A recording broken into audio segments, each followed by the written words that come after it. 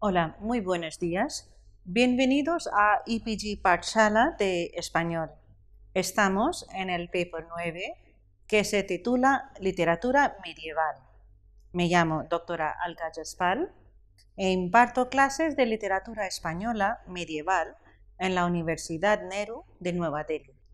En este módulo hablaremos de Alfonso X el Sabio. Alfonso X el Sabio nace en Toledo el 23 de noviembre de 1221. Era hijo de Fernando III de Castilla y León, el Santo, y Beatriz de Suabia, nieta de Federico II de Alemania. En 1252 sucede a su padre como rey de Castilla y León a los 31 años. Ya en vida de su padre participa en notables acontecimientos como la sumisión del reino musulmán de Murcia en el año 1243 mediante un pacto con su rey moro Aben Hud, por el que los castellanos ocupan varias fortalezas y perciben la mitad de las rentas públicas, quedando el resto del territorio en la misma situación anterior. Contemporáneos suyos son rey Jaime I y Pedro III el Grande en la corona de Aragón. En el reino de Portugal, Alfonso III y don Dionís. En el reino de Navarra, Teobaldo I y II, Enrique I y Juana I. En el reino moro de Granada, Muhammad ben al-Ahmar. En el reino moro de Granada, Muhammad ben al-Ahmar y Muhammad II. En el reino de Francia, Luis IX el Santo y Felipe III el Atrevido. Y en el pontificado, 10 papas desde Inocencio IV a Martín IV. La tarea más ambiciosa del rey fue su aspiración al Sacro Imperio Romano Germánico, proyecto al que dedicó más de la mitad de su reinado. Los Stauffen eran la última familia que había ostentado la titularidad del imperio, de la que descendía por línea materna Alfonso X. Junto al rey sabio apareció otro candidato al Sacro Imperio, el inglés Ricardo de Cornualles. En el año 1253, los 7 grandes electores del emperador no unificaron su decisión y durante varios años el imperio estuvo vacante, ya que ninguno de los 2 candidatos consiguió imponerse. Finalmente, en el mes de septiembre de 1272, Rodolfo de Habsburgo fue elegido emperador y en mayo del año 1275 ya, Alfonso X renunció definitivamente al imperio ante el Papa Gregorio X. Los últimos años de su reinado fueron especialmente sombríos. Desde 1272, un sector de la alta nobleza se enfrentó al monarca. Además, tras la muerte en 1275 del infante Fernando, primogénito de Alfonso X, desde el año 1272 un sector de la alta nobleza se enfrentó al monarca.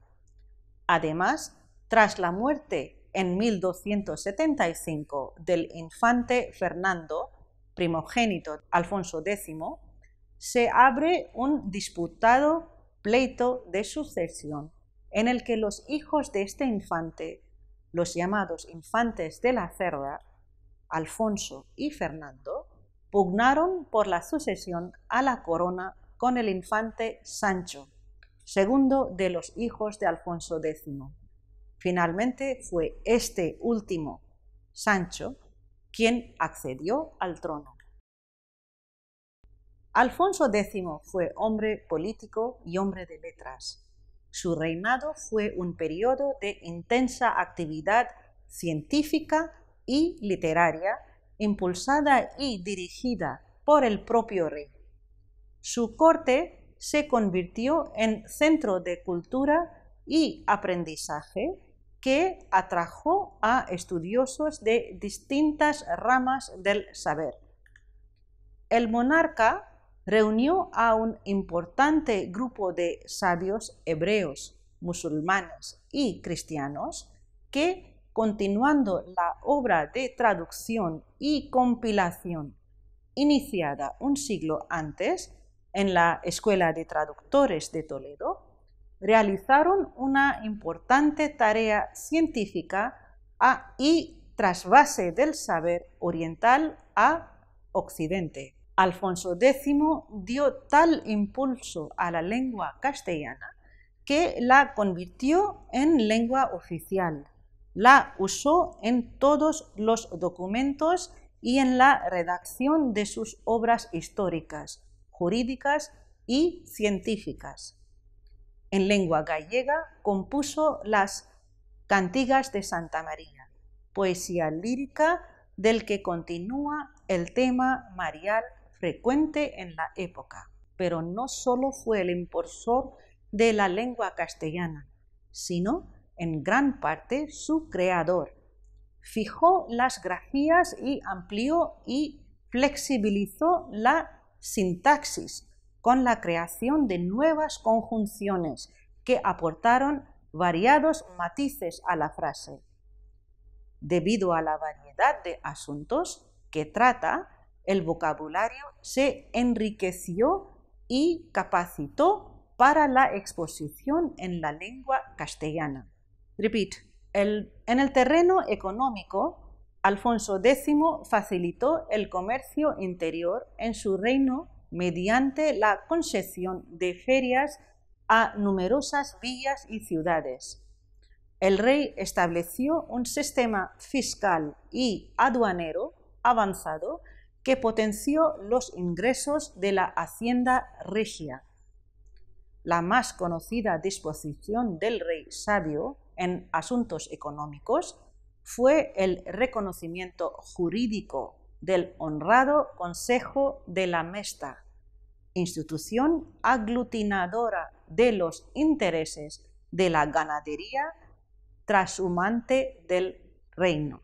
Una de las facetas más importantes de su reinado fue su labor legisladora, indisolublemente ligada a la recepción en Castilla y León del derecho romano a través de los estudiosos que regresaban de la historia de glosadores de Bolonia. Bajo su impulso se organizó un formidable corpus de textos jurídicos, tanto doctrinales como normativos.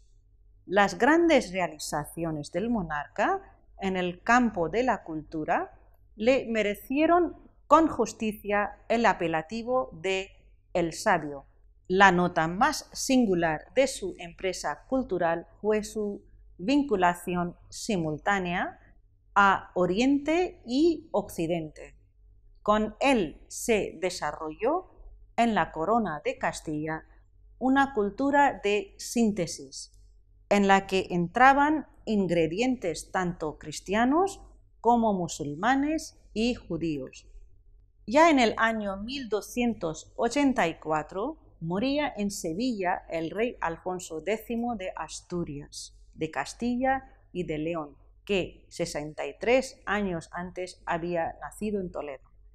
Si la actuación de Alfonso como monarca fue con frecuencia discutida y hasta censurada, su labor como mecenas de las ciencias y de las letras le valió con razón el sobrenombre de sabio, y así se le conoce universalmente desde la Edad Media, y aún más al entroncar su saber con la línea del humanismo renacentista. El rey Alfonso X manifestó siempre su predilección por Toledo, que consideraba el centro del mundo científico de su época.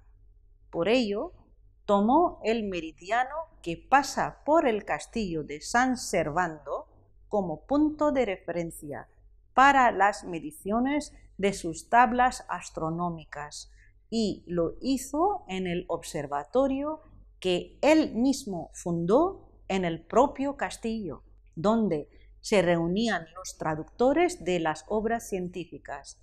Se puede decir que la Escuela de Traductores de Toledo tuvo una segunda etapa de esplendor vinculada a la figura del rey toledano. Viene después el empujón del Alfonso el Sabio. Su obra en la Escuela de Traductores de Toledo es un ingente esfuerzo de recopilación y divulgación cultural, impulsado en este último aspecto por el uso de la lengua vulgar. Y si al rey corresponde el valor de la iniciativa y de la dirección, y hasta en algunos casos la labor personal de corrección, su obra no puede concebirse más que como fruto de su equipo de traductores, refundidores y especialistas. A Toledo acuden en tiempos del rey sabio los de ciencia de las tres culturas, o de las tres religiones, mejor dicho. Productos de esta colaboración son las obras históricas, astronómicas y científicas que, procedentes de la cultura oriental, a través de Toledo, se difundieron por toda Europa. La obra de Alfonso X se caracteriza por estar dotada de pretensiones enciclopédicas y por el apasionado cultivo de las lenguas vernáculas. Menéndez Pidal habla de dos épocas de creación. La primera, entre los años 1250 hasta 60, volcada a la traducción, mientras que la segunda, desde el año 1269 al 84, corresponde a las obras originales como sus dos crónicas o las famosas cantigas de Santa María. En esta última fase, y especialmente en su obra poética, se cree que participó más activamente el rey sabio, aunque por regla general su actuación se limitaba a las tareas indicadas en un célebre pasaje de la General Historia. Así como dixemos, non muchas veces, el rey face un libro, non porque a él escribía con sus manos, mas porque compone las razones de él. Quiere decir, el rey hace el libro no porque él lo escribía, pero porque él quería que se escribiese. Él era el empujón. Y sigue diciendo, en las enmienda e yegua en derecha e muestra la manera de cómo se deben hacer e de se escribe las que él manda. Pero por esto decimos, por esta razón, que él hace el libro. Quiere decir que él controlaba y mandaba qué libro había que escribir o traducir y cómo se tenía que emprender toda la tarea. En las dos obras históricas alfonsíes, son las más importantes, son la Historia de España y la General Historia. La primera de ellas es la Historia de España desde el año 1270 hasta 1275. Este proyecto de escribir una historia de España se convirtió en el objetivo cultural prioritario del monarca, pero al llegar a su capítulo 616 lo abandonó.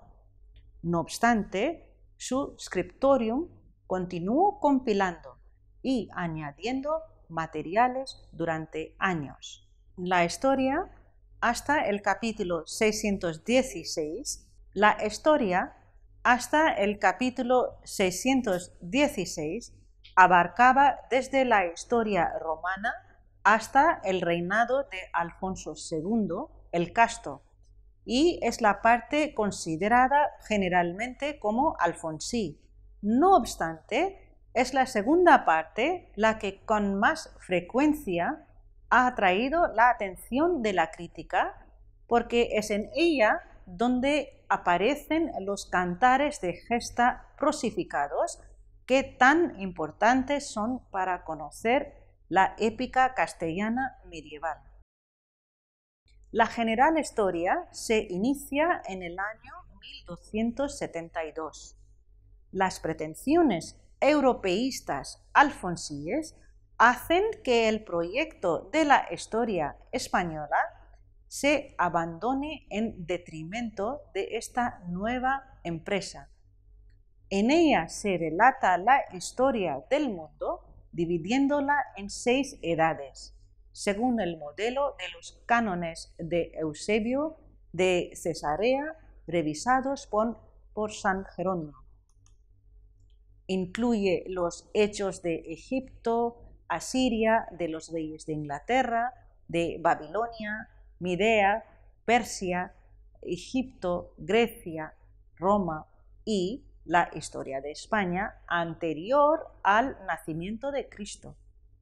La quinta parte está incompleta, así como la sexta, solo pergeñada y que hubiera llegado hasta los padres de la Virgen María. La obra jurídica alfonsí se inspira en el deseo de lograr la paz y unidad nacionales y, como la histórica, está redactada en romance. Las obras jurídicas importantes son: el primero es El Setenario. Es la obra emprendida por Alfonso X, comenzada a ruegos de su padre Fernando III y concluida cuando ya era rey. El libro, con rasgos claramente enciclopédicos, aborda numerosas materias de tipo eclesiástico. La segunda obra importante es el Fuero Real. Este fue redactado hacia el año 1255 y es la única obra legal que llegó a promulgarse en vida del monarca. El propósito del monarca era aquí el de abolir mediante una única obra la multitud de fueros legales particulares castellanos y leoneses. La tercera obra se llama El Espéculo. Significa el espejo. Esta obra ha hecho dudar a la crítica si se trata de una obra borrador de las 7 partidas o de una obra posterior a esta, aunque fue enviado a todas las ciudades para que lo usaran, no se promulgó nunca en la vida del monarca. La siguiente obra importante se llama Las 7 partidas. Es la obra jurídica de mayor importancia de Alfonso X. Fue concebida como un tratado de derecho civil, penal y eclesiástico que regulara todos los aspectos de la vida. Estas partidas fueron sancionadas definitivamente por Alfonso XI en el ordenamiento de Alcalá de Henares en el año 1348 y desde ese momento y en aquellas materias que solo en este cuerpo legal se trataban, se usó comúnmente y se estudió en profundidad y también se hicieron aglosamientos y notificaciones. Especial fama tuvo esta obra por sus títulos sobre los caballeros y el arte militar. Y esta obra, esta sección es la segunda partida.